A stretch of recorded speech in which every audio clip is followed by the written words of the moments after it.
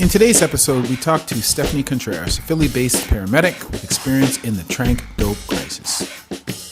All right, so let's start right from the top. So first of all, tell us who you are and what is it you do? My name is Stephanie. I'm also known on YouTube as Lokificent from Lokificent's Lair. Yes, that's a mixture of Loki and Maleficent. That I earned that nickname while I was still working on the street as a paramedic because mischief and mayhem followed me with calls all the time. If it was going to happen, it was my shift.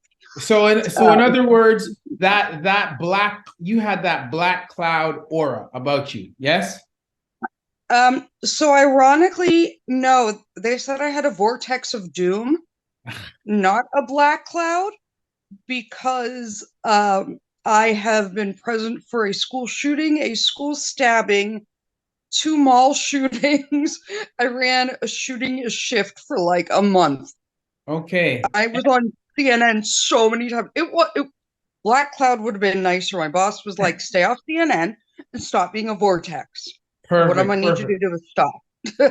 and so for all the people who don't know what we're talking about, within the medical field, in the medical context, people who have a black cloud, those are the people around which bad things seems to sort of hover and just, follow them around. And so generally speaking, if there are people who are known to have a black cloud around, you don't want to be on the same shift as those people, because that means that shift is going to be busy and you are going to be seeing a lot of crazy stuff. So you're taking it to the next level now with the vortex, the black hole that sucks in everything that is crazy. But I guess the upside of that is that you get a lot of hands-on experience. You get to see a lot of stuff. So having said that, go ahead. I was going to say they used to intentionally schedule the residents for their field rotations with me for like the new trauma and ER residents when they had to go into the field. They'd intentionally put them on my response unit, knowing that they'd get calls. Knowing that they're going to see a bunch of stuff. There you go. All right. Well, so assuming that you've seen a lot of stuff or that you've heard about a lot of stuff, so tell me, have you heard about Tranq? And if so, tell us, please, what is it? So I first heard about Tranq in the early 2000s. It has been around in the Philadelphia area where I started my career. We started seeing it around 2002, 2003. And we were noticing we had this unusual number of overdoses that didn't quite meet what we would expect to see. We were seeing a lot of the fentanyl-laced heroin and some of the more regular drugs right around then. But we were also seeing these patients, and they were predominantly in the Puerto Rican areas, that literally looked like zombies. They just were out of it, to the point where we were questioning if they had taken Haldol. And you can explain what Haldol is, but in general, it's got a very hallmark affect when people have taken it or been given it. And these people had that affect, just complete blank stare, and they would just walk around like zombies, and nothing would reverse it. We thought maybe it was just a lot of fentanyl or nothing. Narcan didn't work. Ramazicon didn't work. We could not counter it. And even stranger, they had huge necrotic areas. Now, we also had crocodile, which I know you've talked about in the past. But the difference was crocodile, the necrosis was always at a local injection site where you had extravasation, or it was corrosive to that vein, or they were doing something called skin popping, which is you inject it subcutaneously. because you don't have veins anymore. These people had sores, places they hadn't injected. Mhm. Literally just random spots on their body rotting away. Mhm. And you could smell them a mile away, and they just didn't notice. It was the strangest thing. Mhm. They really looked like they were from The Walking Dead. And after much discussion and, some of us higher level paramedics, I was part of a response team from the hospital that dealt with really off the wall stuff. We did some research and we found out it was called Tranq, which was the street name for xylazine cut with either ketamine or fentanyl. And at the time, the statistics that we ran, because we track it pre-hospitally, you were looking about 3% of our overdoses had xylazine involved. Now, that doesn't seem like a lot between 2002 and 2015, but for such an off-the-wall drug that really wasn't showing up anywhere else, it was just off. Flash forward to 2017 on, we were running into xylazine overdose more than 30% of the time. Mhm. And other states had no issues with it, hadn't had single recorded cases. And that is very concerning anytime you're seeing a new drug that they're overdosing on, Mhm. especially one as kind of off the wall as xylazine.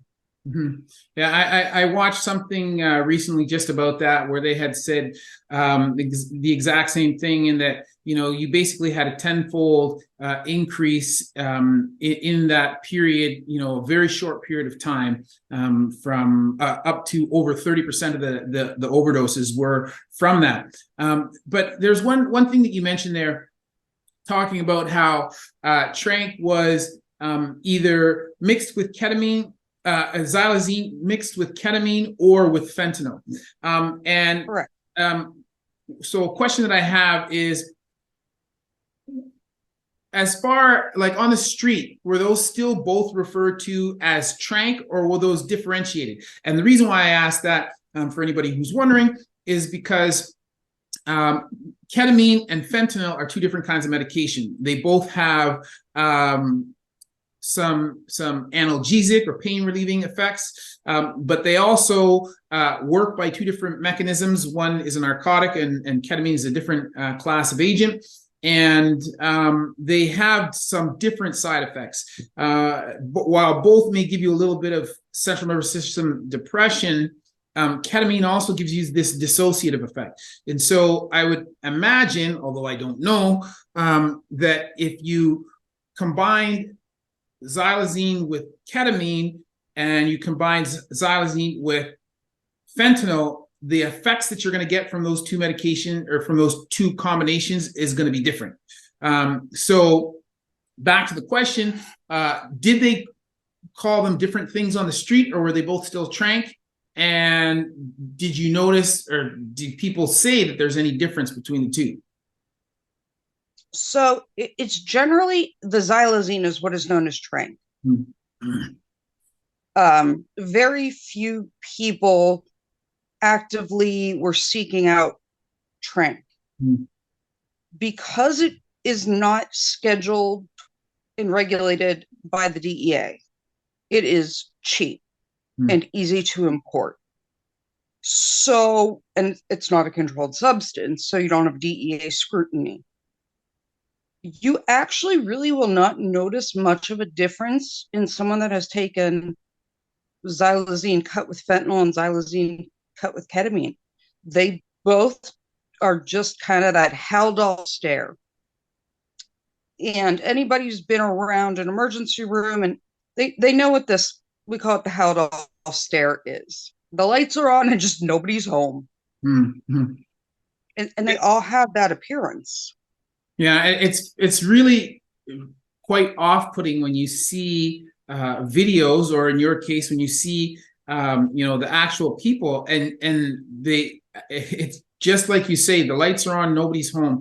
And I find it amazing that they can stand up, because they're actually standing, and then they're just kind of like, looking off at nothing or not looking at all. And they just kind of stand there and kind of rock back and forth a little bit. And I'm amazed that they actually have the proprioception not to fall over on their face, which I'm sure some of them do. But no, they do. Yeah, but it's kind of strange to see people sitting there for minutes on end, not doing anything, but just stand or just be in that one position. It's very, very off-putting. Well, the problem with it was not just the proprioception and them moving and standing. They would walk out into traffic on like 95 and just stand there. It didn't matter if a Mack truck drove by them at 80 miles an hour. They just stood in the middle of like a highway.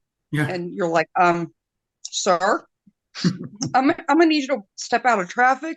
I'm not very good at Frogger. Yeah. Like, sir, I'm gonna need you to come over here. Yeah. And they just no awareness of anything. And nothing you do gets you awareness. So I encounter patients that have overdosed a lot where they're kind of in that state, dissociated, especially with ketamine. But if you sternal rub them, they'll at least jump or move. Xylazine, nope. Nothing. You go painful stimuli, nothing. Yeah. Well, and part of that, I'm assuming, and we'll come back to this later on, I think, but part of that, I'm assuming, is because of what Tranq is normally used for and where the name comes from, right? Because xylazine is a tranquilizer used in a veterinary context. And so it's something that's generally used with large animals, horses, cows, that kind of stuff. So you can imagine, who knows what amounts they are putting in these compounds, because usually I'm assuming that the type of people who are cutting these drugs are not, they're not biochemistry PhDs. But I'm assuming that with the amounts that they're using, that the metabolism within a human being is going to be orders of magnitude slower than it is on a large animal. And so the ability for them to basically detoxify themselves from that and for it to work through their system so that they can return to normal is going to be limited. And also the tranquilizing or sedating effects are probably going to be magnified when compared to the normal size of the host animal you're supposed to be giving it to. So that's something that's, that's something that's just frightening. And that's an understatement. I mean, the problem is it has never been given to humans, ever. It was never tested on humans. It has zero use in the human population. So we don't know how long it takes to metabolize out. We don't know an exact mechanism of action in humans. We do in animals, but you're not an animal and you metabolize things differently.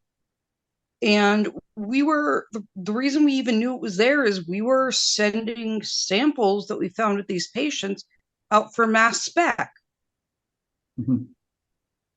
Just to figure out what it was. Yeah. I just wonder where this, who the first person who decided to do this. And you had mentioned, this was something that's typically seen in the Puerto Rican population. And that's because Puerto Rico is where it originated from. But I want to know, who was the guy or girl, or who was the person that just kind of said, hey, light bulb, why don't we take this from over here in the veterinary population and just mix it with our fentanyl or our morphine or whatever and see what happens. I wonder who was the first person that decided that, and what was the impetus that sort of made them decide to try this? I always say it was the good idea fairy. Yeah, yeah. So they were struck by the good idea fairy, which is never a good idea. Yeah, exactly, exactly. So you said we don't really know what its mechanism of action is, at least in humans. Do you know what the mechanism of action is in animals, and how it's, what is its general the way it's an alpha 2 agonist. Sorry, say that again. It's an alpha 2 agonist. Okay.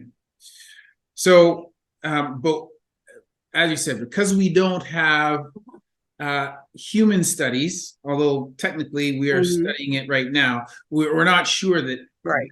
actually follows that same pathway, or it works the same way in humans. Right. Yeah.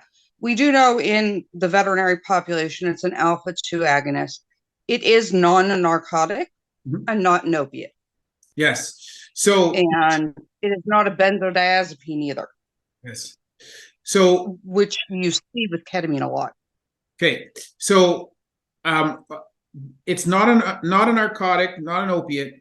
So why is that important for people? And for people go, okay, so it's not a narcotic. Well, why does that matter? From the viewpoint of a paramedic or somebody in the emergency setting, why does that matter? Because I can't fix it if I don't know what it is.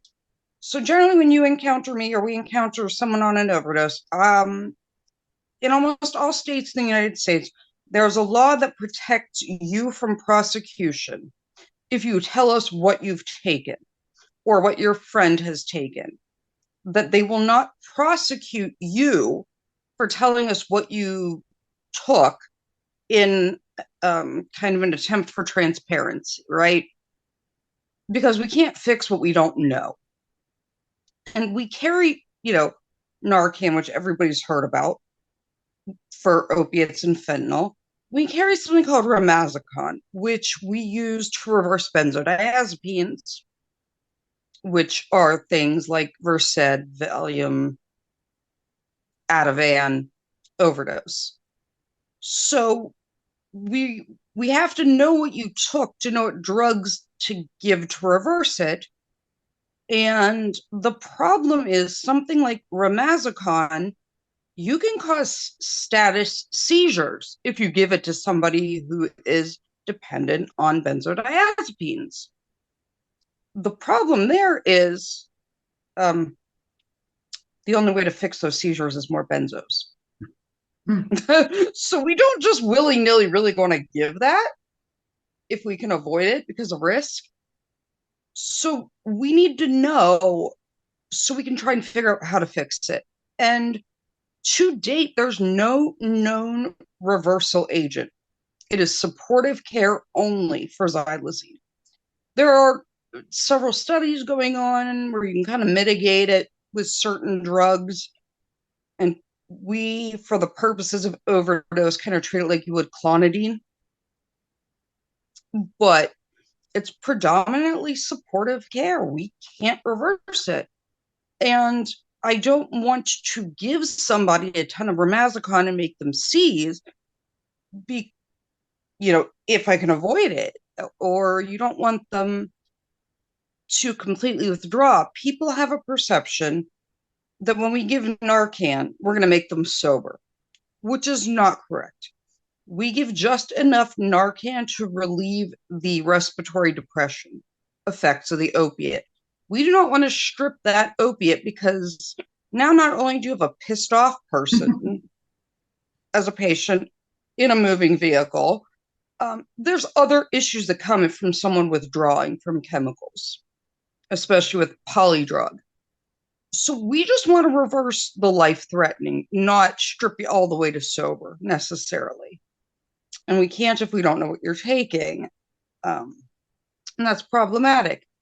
What else is problematic pre-hospitally is, like you said, we know that ketamine, you dissociate.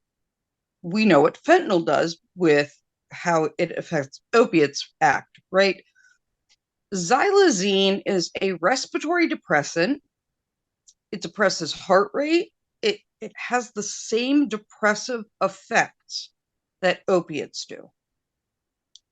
So whereas ketamine doesn't really depress the respiratory system much in sub anesthetic doses, and like I'm talking the really high doses we use to, if we're using that as our anesthesia, in smaller quantities, you don't have to worry about it dropping your blood pressure, your heart rate, respiratory depression, like we do with opiates. But Tranq has those same effects, so it masks what it is. Yeah, and which is hugely problematic.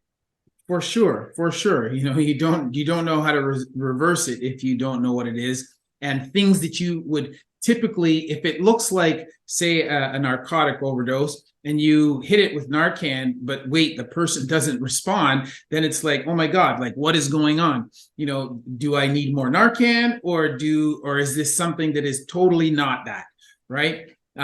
So that is definitely a problem. And just as an aside, so it's interesting, in a hospital setting when we give Narcan, it's quite shocking or startling for someone who's never seen it, how quickly you have somebody who's comatose, and then almost instantaneously you have somebody who's like, what's going on? And as you said, they are agitated.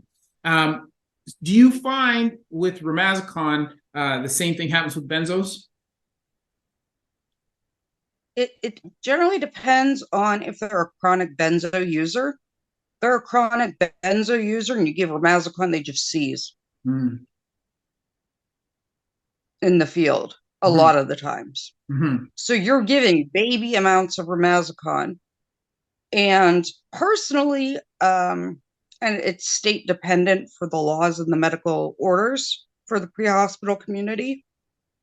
But the states that I've practiced in, we will generally just intubate you over giving Ramazicon if possible. We'll just intubate you and maintain your airway to avoid you seizing. If I can ventilate you without an issue and you're out, it's safer than you seizing. And just because then you're not breathing. Yeah, no, for sure. And just for further clarification for anybody who was wondering, when Stephanie said, like we're giving for xylazine, they're giving supportive care. That basically, in layman's terms, that means we're just holding on and keeping you alive until you kind of start to come out of it, because there's not really much else that we can do. So supportive care is exactly that. We are supporting you so that you don't die. It's kind of... They will dialyze you. Sorry? A lot of times when we get you to the hospital, they'll dialyze them. Yes. And that's just, and so exactly, that's just to get it out of your bloodstream. So, because who knows? We don't know how long it'll stay and how long it takes to metabolize. So saying that then, why is it that Tranq is so dangerous in your eyes? For a couple reasons. One, and this was part of the reason I had reached out to, obviously I'm intern Army all the way. And, I work with you on lots of things. I'm your paramedic person generally when you weird questions. I was seeing a lot of tendon sheath infections in hands and people massively septic with these tendon sheath infections. And I was like, that's odd. That's not a normal thing. With crocodile, yes, you have ulcers. With chronic drug use, you have ulcers that don't heal. But you're seeing patients with gangrene places that they didn't inject. And it was just insanity. You could smell these people coming like a mile away from the gangrene, and they were not responding. And so I reached out to you and I was like, have you seen this? Like, what's going on? Because that's when I really noticed it, when those are a lot of weird kind of necrosis patterns, that it's not just at injection site that you're seeing it. Because generally we see the necrosis and it's eating away at, tissue, because either it's constricted out capillaries and killing off tissue, or it's corrosive outside of the veins, but it's always almost local to the injection sites. These people had random sores all over that were just necrotic, and it was infecting bones. We had lots of, osteomyelitis, and it was ortho infections are exceedingly rare for us to see pre-hospitally. Usually, we don't see a ton of tendon sheath infections. I mean, you probably see more as an ortho, but it's my understanding that they're still fairly rare compared to other osteomyelitis case-wise numbers. And so to see like that jump in that specific infection and that specific presentation was just odd to me. So I had reached out to you. And it's scary because of that. And it's scary because they are so out of it. They can't help you or tell you anything, and you can't get answers. And I can't fix what I don't know. And I don't even know where to take you. Yeah, many hospitals can handle someone that's generally septic, but not all hospitals can handle tendon sheath infection or advanced osteomyelitis. Most of the time, they need, specialized ortho surgeons. They have to have a really strong ortho program. Not just, an ER, I can set a basic fracture. You're going to need an ortho surgeon, which some hospitals don't have on call if they're not a trauma facility, or they may only have, one in a rural area. So it impacts where I'm taking you, which is, problematic. And even more so, what do you do if you're me? What do you do if you're the paramedic and you're like, I have no clue what is the most important thing to fix? Obviously airway, breathing, circulation, but what came first, the chicken or the egg? Are they septic and acting this way because they're septic? Or are they acting this way because of something else, not the sepsis kind of thing? Is it the infection or the drug? Mm-hmm. Mm-hmm. And they're treated very differently by us. Mm-hmm. I'm not going to aggressively try to correct sepsis pre-hospitally with multiple antibiotics. It's an inpatient thing. Mm-hmm. But I am going to have to seek out somewhere specialized if we're going to have to be on a vent and need an ortho surgeon because we're, septic from osteomyelitis. Mm-hmm. It's a what came first issue, Mm-hmm. which is troubling. Where do you go? Yeah. I Yeah. want to provide the best care for my patients, and in trying to do what's right for them, EMS is hard. All medical fields are hard. EMS is and can be especially hard because you are literally in a back alley Mm-hmm. with a mag light and very limited resources, Mm-hmm. trying to advocate for or help a patient. We are not doing it for the money. I promise. Paramedics make almost nothing. That's why I have a big kid job too. Mm-hmm. And you do it because it's a calling. You Mm-hmm. don't do it to get rich. Mm-hmm. And so you have to have that mindset of, I really want to help them. They're in a bad spot. And I say this a lot, and when I had medic students or even residents, I always said to them, addiction is a disease, it is not a choice. And stigmatizing it does not help anybody. Mm-hmm. Treating people horribly because they have a disease like addiction is not helpful. And you have to kind of take a holistic approach Mm-hmm. and care. And so how do you do that when you don't know what to do? Yeah, it's very difficult. One of the things that you mentioned was the smell, and I'm curious. Is the smell simply from the gangrene, or is it also from whatever is an associated infection? So, for example, you'll know Pseudomonas, which is something that commonly infects lower extremities, has a particular odor. So when you smell it, I can walk into the emerge and I can have a consult for osteomyelitis or cellulitis. And as soon as I walk into the room, I already know what bacteria we're dealing with because it has a particular smell. So is there a particular smell that's associated with this, or is it just sort of an overall gangrenous, dead tissue smell? A combination. It's a unique smell. Yes, it's overall kind of a gangrenous smell. But like you said, there are certain smells.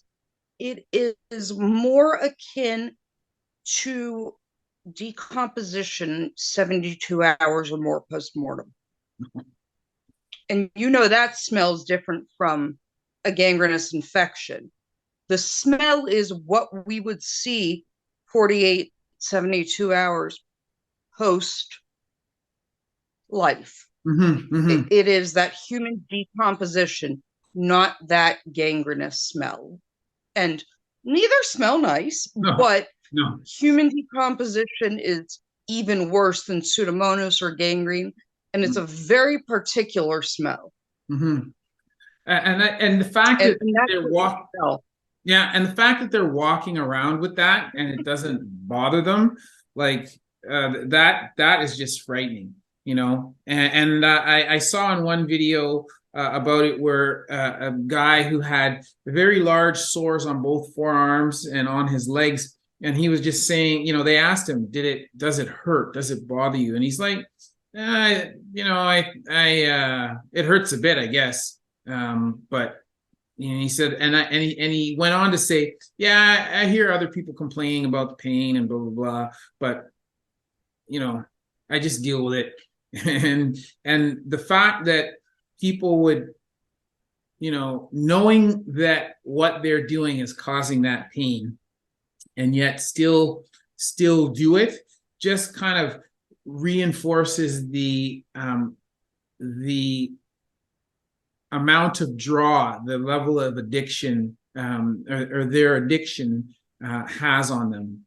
Just it's basically like a, well, I don't want to say unbreakable grasp, because there are people who do, get themselves clean and turn themselves around, but it's a pretty strong hold that it has, for sure. Yeah. And I will say, in that vein, you get someone that's got gangrene, obviously, there's a smell. Once you've smelled it, you will never not smell it. You will know as soon as you're within a mile of it next time, right?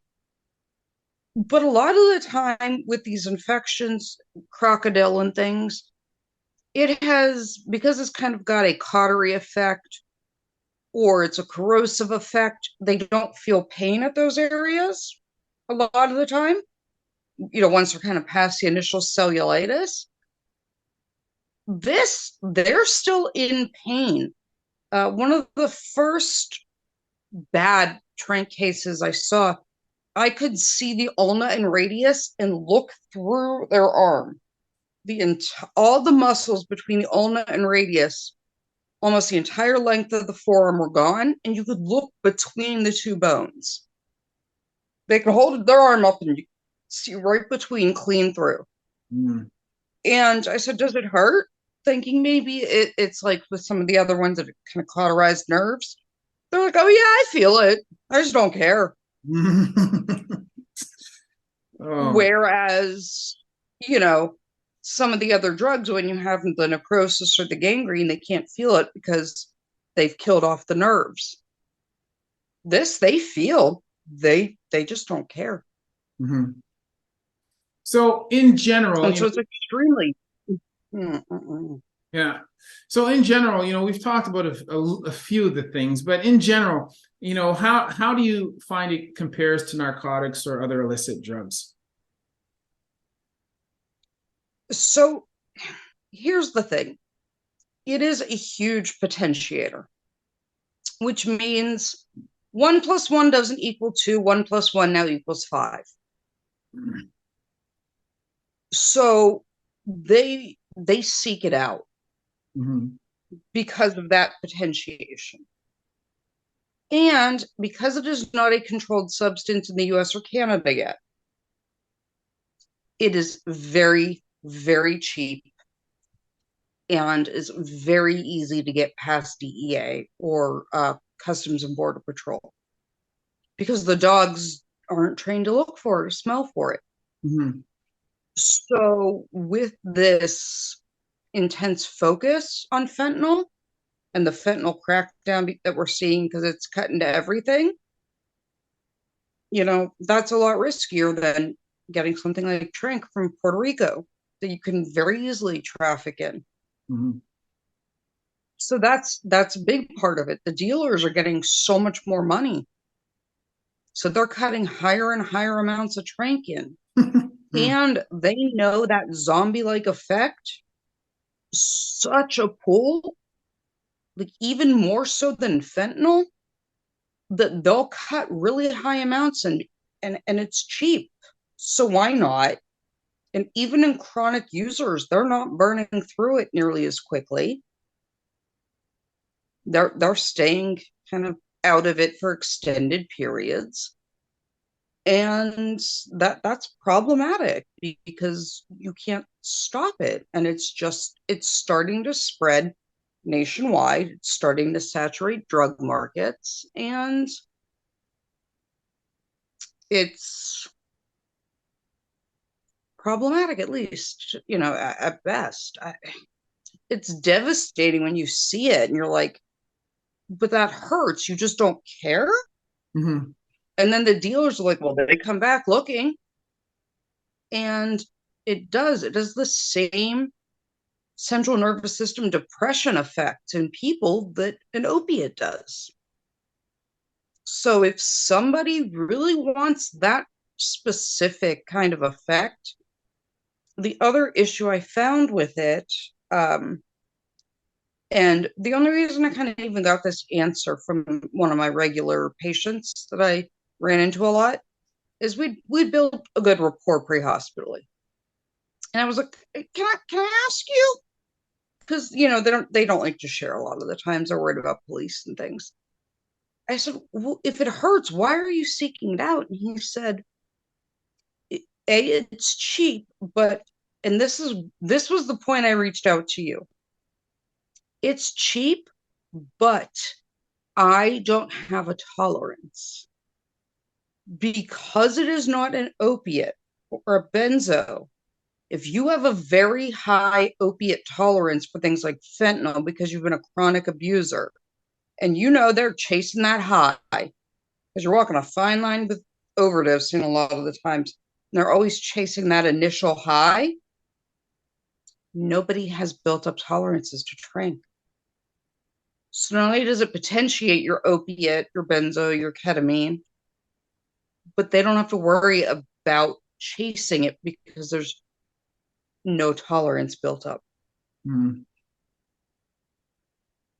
Now, is that So they go back. no tolerance built up because it's, relatively new, or is it no tolerance because it's just it We doesn't don't know. it doesn't work that way in humans? We don't know. Mhm. There's no clinical studies that answer that. We don't Mhm. even have an accurate mechanism of, well, not accurate. We know it works in animals, but again, you're human, not animal. Similar with some things, but not others. We don't know. I can't ask a horse if you're feeling the effects tolerance wise. Yeah. But my chronic patients that I'd seen, they were like, "Oh yeah, if I do fentanyl cut with Tranq, I barely need any of the fentanyl." So it's even more of a problem then. And nobody knows. And I think some of the reason we don't know, we don't have answers. Sometimes with medicine, you don't have an answer for a long time because we just don't know. It's never been studied, but they have almost no tolerance built up.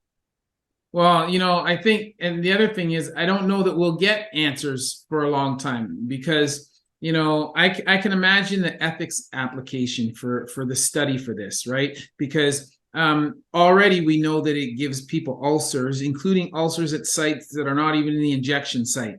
And so how are you going to get ethics approval to do a randomized double-blind controlled prospective study when it's like, well, I'm going to randomize you to a group, but this medication could give you ulcers and gangrene at a site that's not even involved with the injection. Yeah, and that's I don't even know how that's going to work. So that is something. And all the data we have is retrospective. Yes. It's retrospective and much of it also anecdotal. So yeah, that's going to be a problem.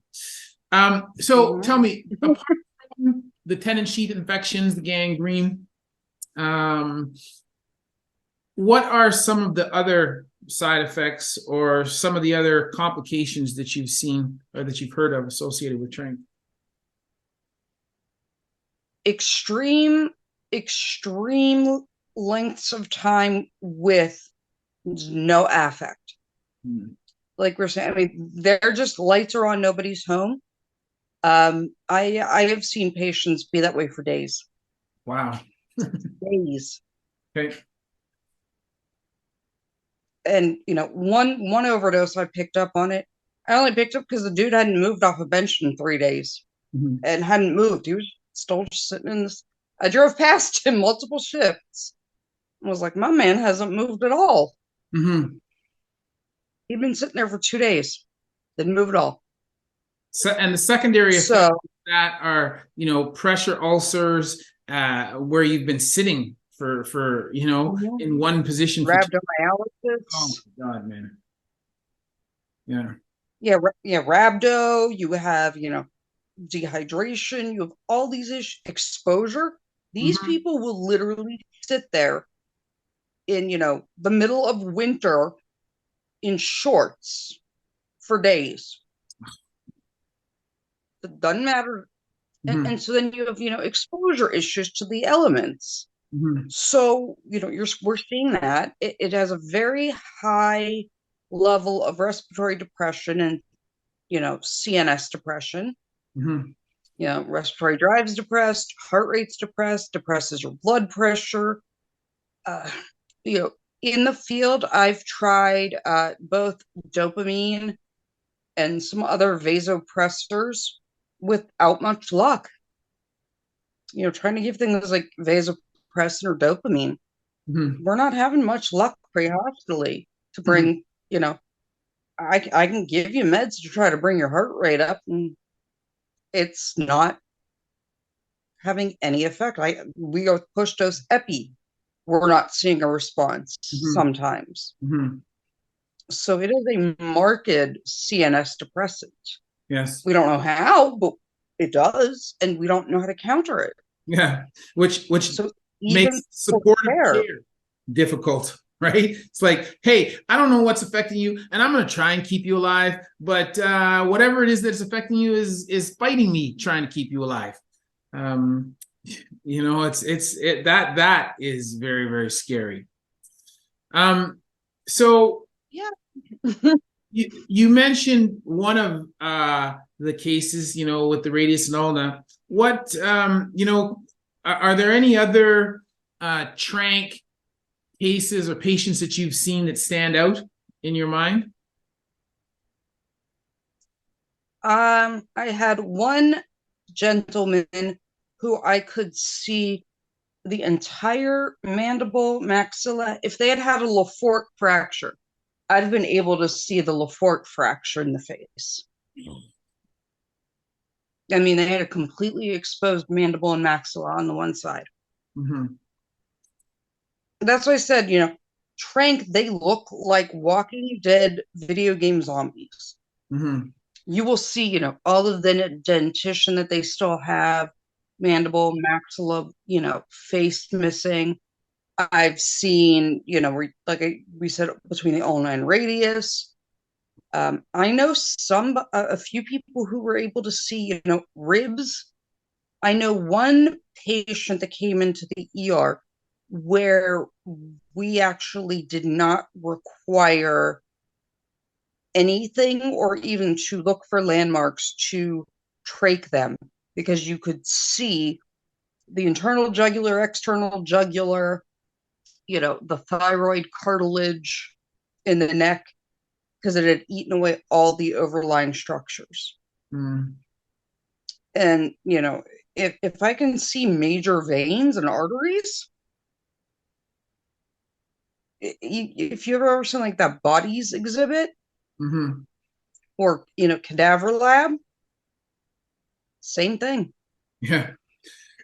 And the I mean, you'll just see skin and muscle gone from entire.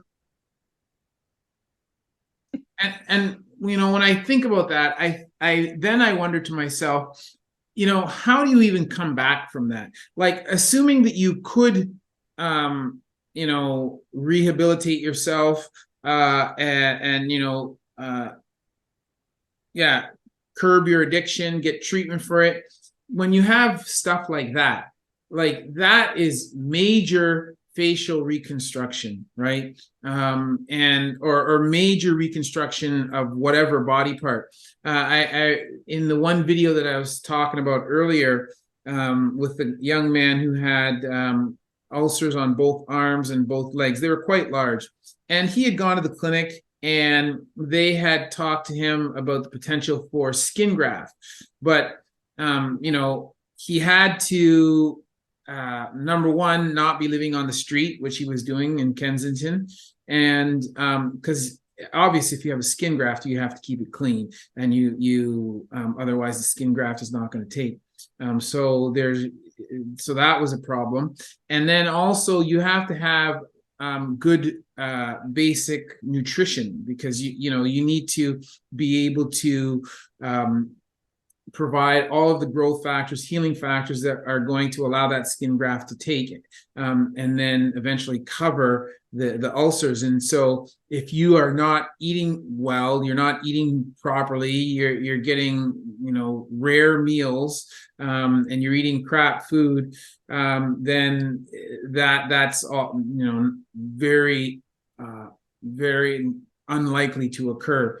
And so they had talked to him about the treatment for his ulcers, and he just kind of was like, well, yeah, that's not going to happen. So he just kind of kept on, and I just remember looking at this guy, and he had a bandage partially over one of the ulcers, and the bandage itself was filthy, and I just thought, oh man, like, I'm sure that there is much of these users are have some level of sepsis, chronic sepsis going on all the time, right? Which then leads to other problems such as bacterial endocarditis and bacterial meningitis, all these other kinds of secondary problems. But it's just Yeah, the one I told you about, the ulna and radius.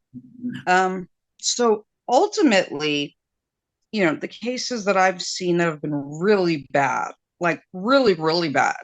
mm-hmm. The guy where you could see mandible and maxilla, and like I said, you could have seen a little fort fracture level of, missing tissue. They transferred him to the burn unit Mm-hmm. for reconstruction. And the ulna and radius, they amputated mid-humeral shaft. Yeah. That's come back You from know, that. they end up in a lot of these cases having to amputate, or but you can't, obviously, if it's like facial, you're treating it like you would someone that's received a gunshot to the face, where you're just trying to find muscle and skin from an area on the back or the thigh that's not affected to rebuild things. But even then, you have to take into account you don't know what's going to happen, right? You need optimal nutrition. We know that. And, even in ones where they have admitted them to a burn unit, they have them on, TPN, they have them on all the things. I have seen one case where they took thigh, quads, overlying fat, skin from the thigh, and, structures, to do a flap reconstruction, almost like a free flap. Mm-hmm. They developed ulcers there. Yeah.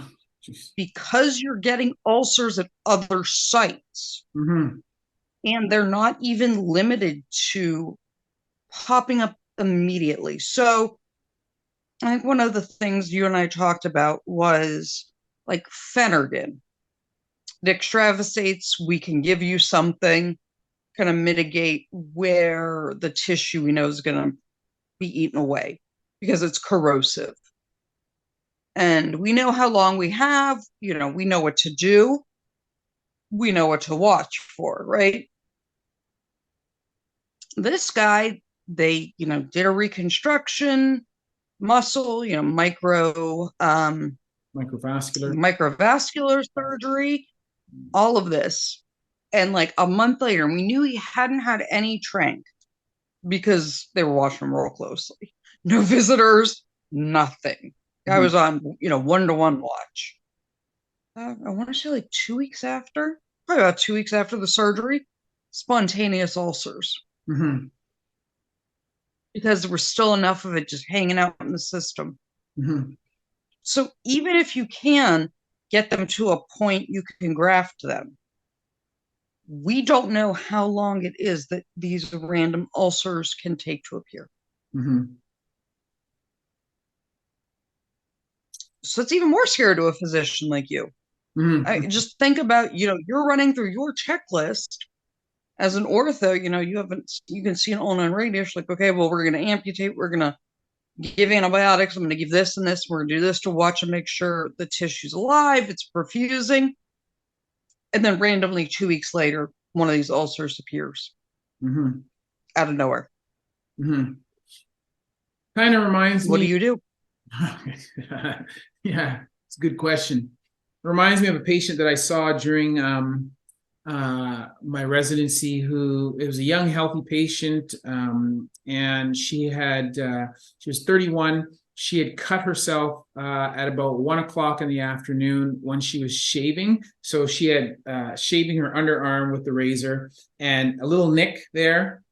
Continued, showering and everything, and what about her day? She was healthy, not on any drugs, normal person.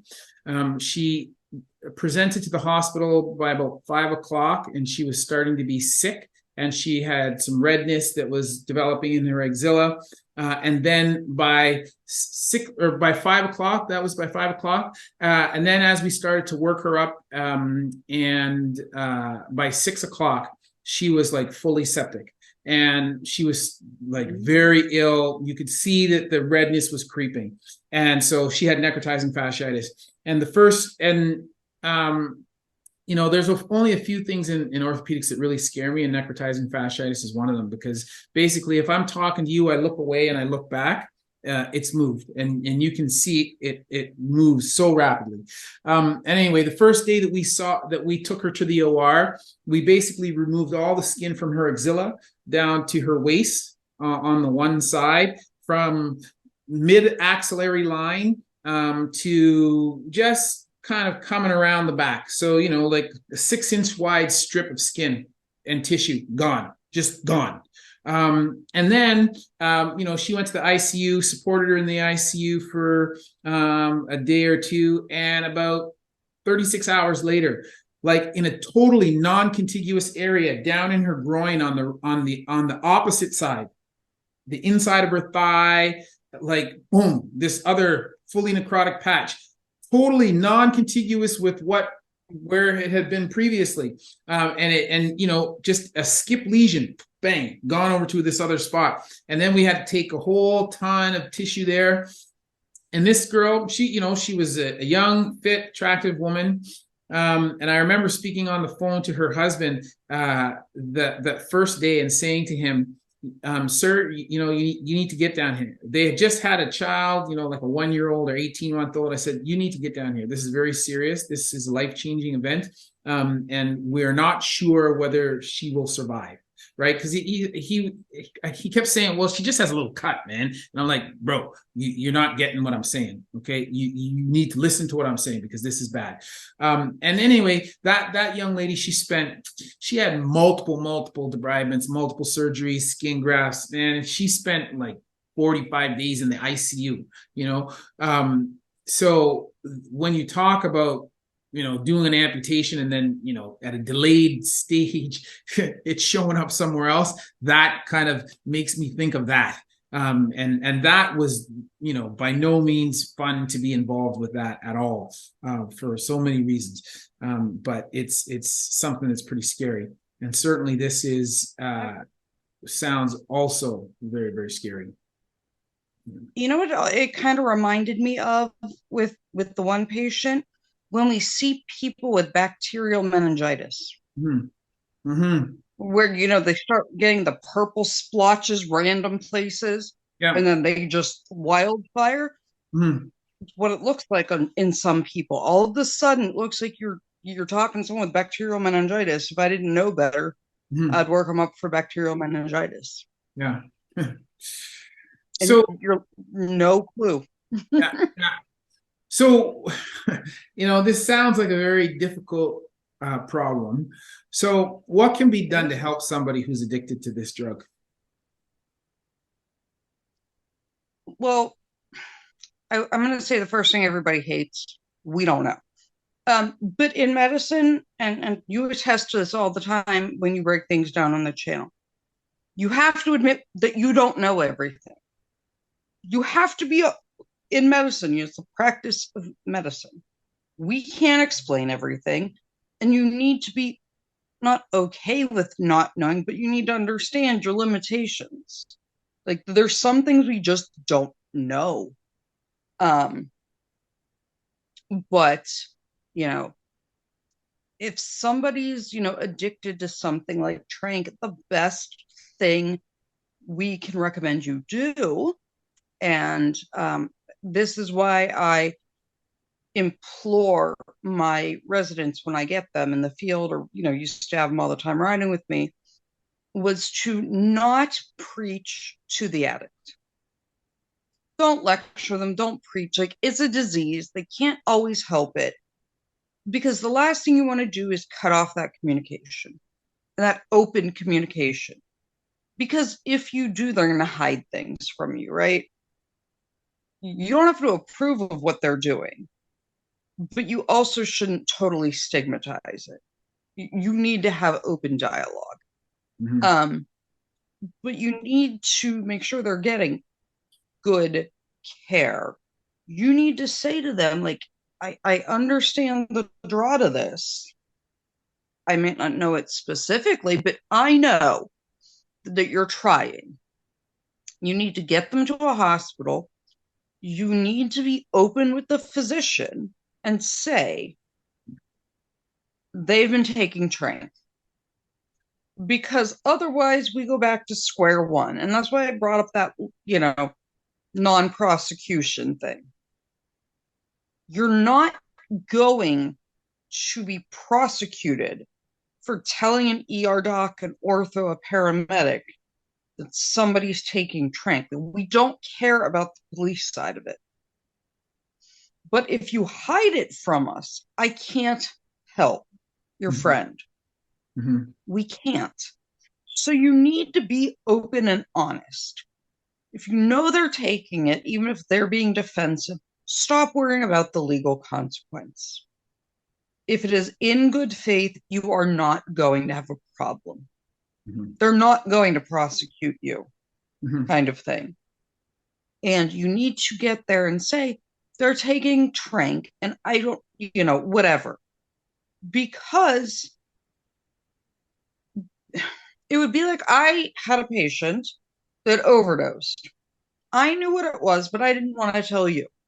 So I dropped him off to Dr. Raynor, and the ER was like, intern army out, and walked out and didn't give you a report. And you're going to have to start at square one then. You're going to have to run a talk screen. You're going to have to run mass spec. You're going to have to run all the things.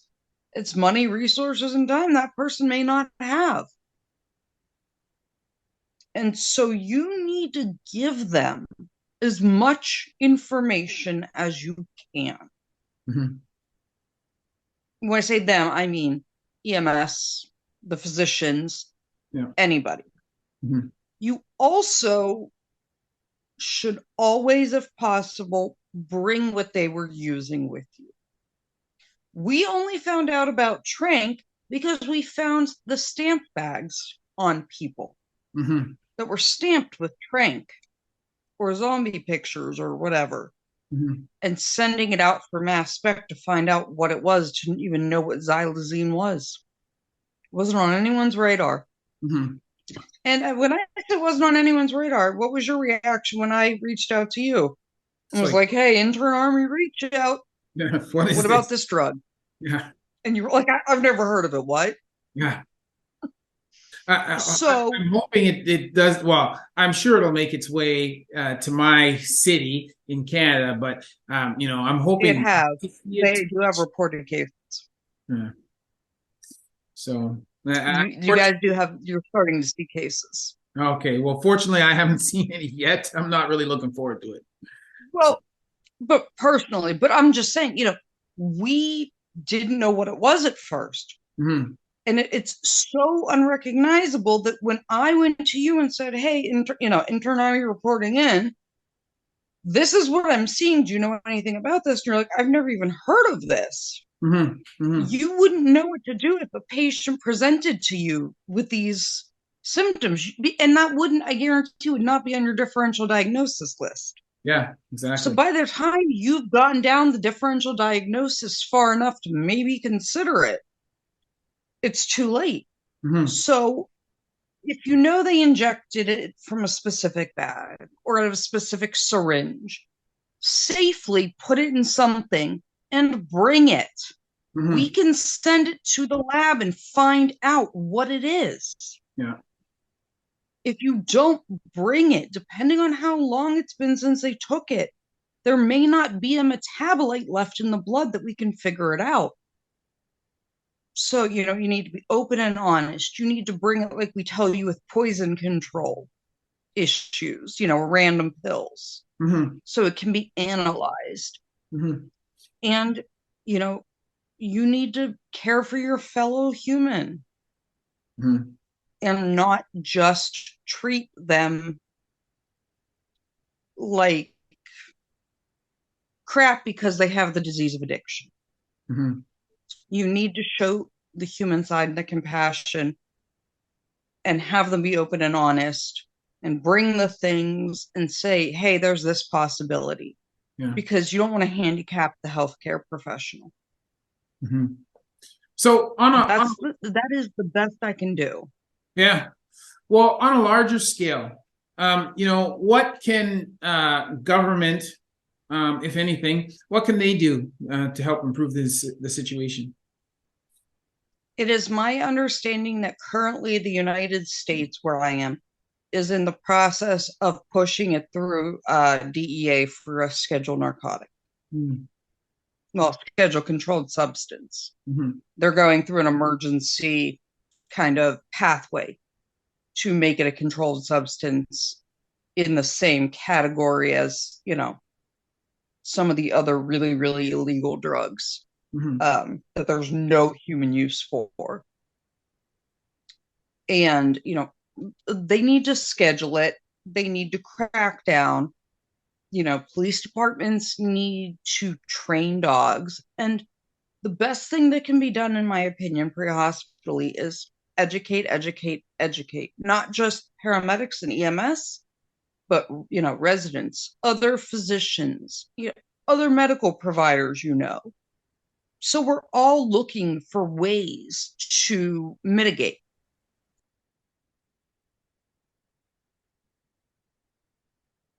Narcotic or whatever scheduling is in Canada, or for controlled substances, under our Controlled Substance Act, so that we see it coming into the country.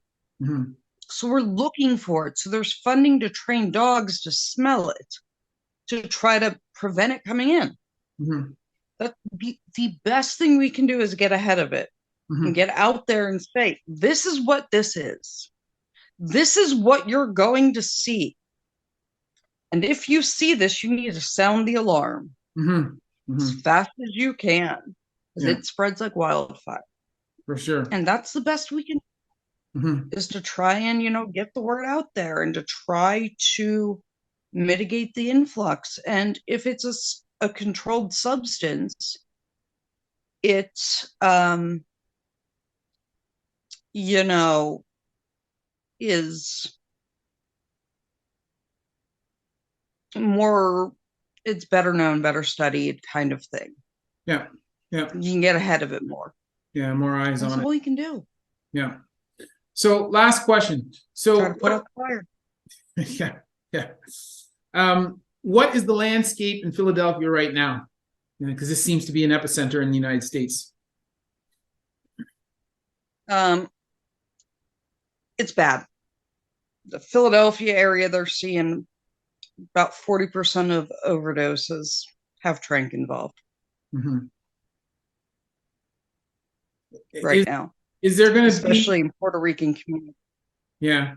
Is there going to be, you know, any way to stem this tide, right? Like, so yes, if they make it a, you know, a Schedule 1 or whatever drug on with the DEA, that will help. But with respect to the people who are presently addicted, is there going to be any way, you know, like, are these people a lost cause, or are we going to be able to do something for them, help them hopefully back from the edge of the precipice? I don't think anybody's a lost cause. I don't like to write people off. I don't think anyone's a lost cause. We need to try everything we can. You know, all you can do is be open, honest, and educate. And, you know, parents need to know what their kids are doing. People need to, even in the addict community, they need to discuss, you know, amongst groups that go out and, you know, give out Narcan in these, you know, drug camps. And that's the best we can do, is make them aware. Yeah, it's a very sad state of affairs, man. It's a sad state of affairs. Somebody, as you said, got an idea from the idea fairy, and it just, you know, opened up. Well, I suppose you could say this with every new drug cocktail or combination. It opens up Pandora's box. But very much so with this, you know, fentanyl was bad, and still is bad. But this just seems to ratchet up things to another level. So, especially since we don't know how we know how fentanyl works. We can fix that. We have no idea what we're getting into with this. Yeah, it's quite early advocacy is important. Well, definitely that's true. So, thank you very much, Stephanie, for educating us. So tell people where they can find you on social media if they want to follow you or listen to you know, what it is that the content that you create. So you can find me on YouTube and Instagram as Lokificent Slayer. I cover public safety and firearms safety, and a lot of female specific safety. I cover I do a lot of firearm safety. I do a lot of self-defense, Second Amendment, concealed carry education, and a lot of pre-hospital breaking things down education. I am Lokificent Slayer on YouTube and Lokificent Slayer on Instagram and Twitter as well. And you can catch me there. Send me a DM, send me a message, and come join us. Come join the conversation. Giddy up. I like it. Well, again, thank you very much for spending time with us this evening and No problem. and educating us about this. This is, as you mentioned, this is a scary problem. This is something that we need to get ahead of and do something about before it just kind of takes over. And as frightening as it is, it makes me wonder about what is the next thing. Like fentanyl was the big thing, and then now this, and so then I think, oh, what happens when the idea fairy strikes again and some drug dealer decides to come up with another combination? Yeah, it's a little frightening. So, as you always say, intern army out.